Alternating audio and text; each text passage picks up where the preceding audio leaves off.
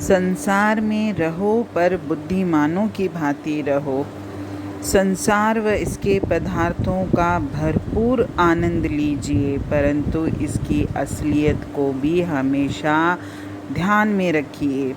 संसार के सारे पदार्थ, रिश्ते, नाते सब जो भी हैं हमारी सेवा के लिए हैं।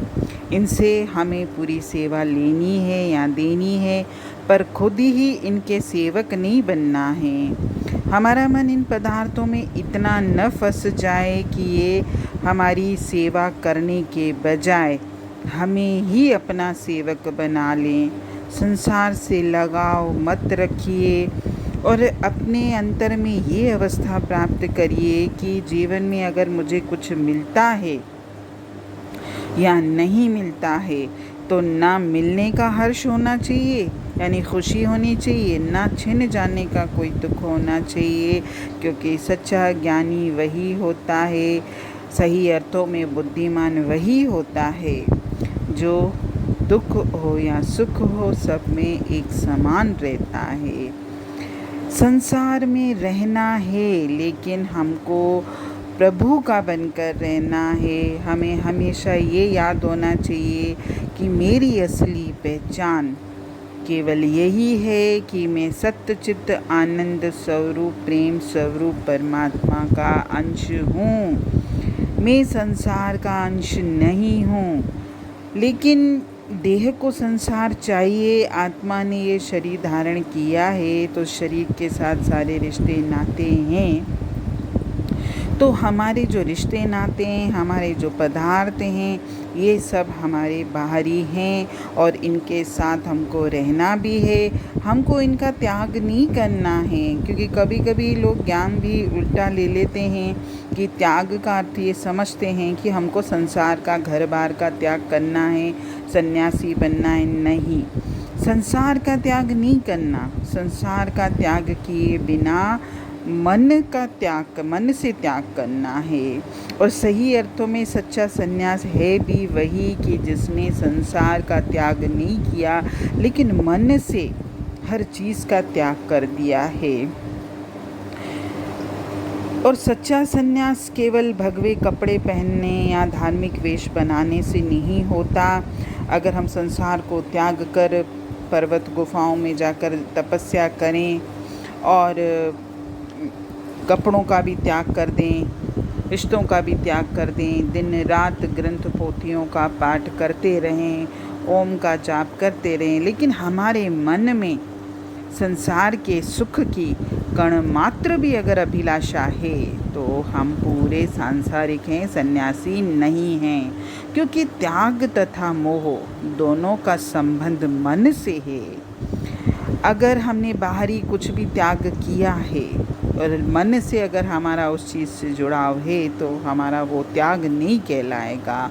हमको संसार रूपी बगीचे में रहना है, यहाँ घूमना है, फिरना है, हर चीज़ का आनंद लेना है, प्रकृति का सौंदर्य निहारना है। लेकिन जो भी प्रकृति में ऐसी बातें हैं जो मुझे बांधती हैं, जो मुझे खींचती हैं, मेरे मन को परेशान करती हैं, उनसे मुझे दूर रहना है। जीवन चलाने के लिए धन भी कमाइए, लेकिन धन को भी हमेशा मेहनत और ईमानदारी से कमाना है। और जितना मैंने कमाया है उसको किस तरीके से मुझे खर्च करना है, इसमें भी बुद्धि इस्तेमाल करिए। क्योंकि अगर हमारी कमाई कम होगी और खर्चे ज़्यादा होंगे तो फिर हम न चाहते हुए भी हमको गलत रास्ता अपनाना पड़ता है। धन केवल उपयोग के लिए होता है। हमने काम किया और हमको जो जीवन चलाने के लिए चाहिए, बाकी धन का कोई और रोल नहीं है। हमको सारा दिन भले संसार के काम करना है, जो भी मेरी जीविका चलाने के लिए ज़रूरी है बेशक करिए, परंतु पूरे दिन में अगर दिन में मैं संसार के कामों से फ्री नहीं हो पाता हूँ तो रात में जब आप फ्री होते हो तब बैठकर थोड़ी देर ही एक नियम पूर्वक संकल्प से प्रभु की भक्ति करिए, मेडिटेशन करिए, उस प्रभु का ध्यान करिए, अंतर में उस प्रभु से जुड़िए और हमारा वास्तविक, हमारा सच्चा, हमारा असली काम यही है। कभी इस बात पर विचार करके देखिएगा। हम जो दिन भर काम करते हैं इसमें हमारा अपना कुछ भी नहीं है, क्योंकि हमने जो भी काम करते हैं दिन भर में उसमें से ज़्यादातर तो हम दूसरों के लिए करते हैं। चाहे अगर हम धन कमाते हैं तो उस धन का कितना हिस्सा हम खुद पर खर्च करते हैं, बाकी तो पूरा जो भी हमारी कमाई है दूसरों पर ही खर्च होती है। चाहे हम घर गृहस्थी का कार्य करते हैं तो भी हमारा खुद के लिए कितना काम होता है और हम दूसरों के लिए कितना करते हैं। तो इस चीज़ पर भी देखिए कि मेरा जीवन सबसे पहले मेरा है।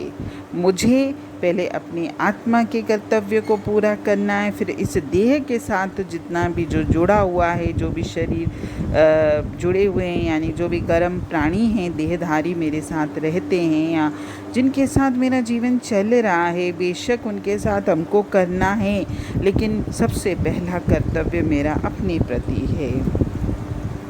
अगर हम दिन भर अपने शरीर की, अपने देह की ही चिंता करते रहेंगे, देह को सजाना, संवारना, खिलाना पिलाना सब करते हैं, लेकिन मैं आत्मा की तरफ क्यों नहीं ध्यान देता हूँ?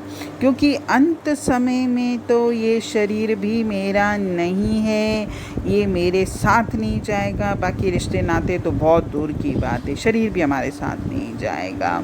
तो इसीलिए मुझे अपने आत्मा के कर्तव्य को सबसे पहले याद रखना है और हमारा जो प्रभु प्राप्ति का जो काम है मुझे वो करना है। तभी तो मैं इस 84 के जेल से छूट पाऊँगा। हमारा जीवन बहुत छोटा है और समय बहुत तेज़ी से बीतता जा रहा है। इस अवसर का मुझे पूरा लाभ उठाना है और यदि अभी तक हमने अपना काम नहीं किया है तो अभी से ये नियम बना लीजिए, ये संकल्प ले लीजिए कि मुझे अब ये अपना मेन कर्तव्य पूरा करना है। इसके लिए आप सत्संग वाणियों की खोज करिए, जिसमें भी मेरा मन रमता है वहाँ से ज्ञान लीजिए, उपाय पूछिए कि मैं किस तरीके से प्रभु से जुड़ सकता हूँ, कैसे मैं अपने सांसारिक जीवन को जीते हुए भी अपनी वृत्ति को इस प्रभु के चरणों में लगा सकता हूँ। हरि ओम।